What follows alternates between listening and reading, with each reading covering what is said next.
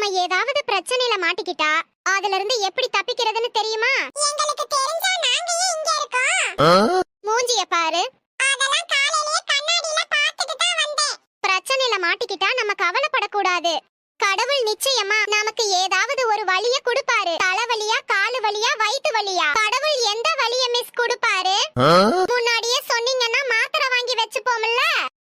நேத்து என் ஃப்ரெண்ட் கூட ஜாலியா சிரிச்சு சிரிச்சு பேசினேன். அதுலயே பாதி உயிர் போயிருச்சு. மிஸ், இப்போ உங்க ஃப்ரெண்ட் எங்க? அவ ஊருக்கு போயிட்டா.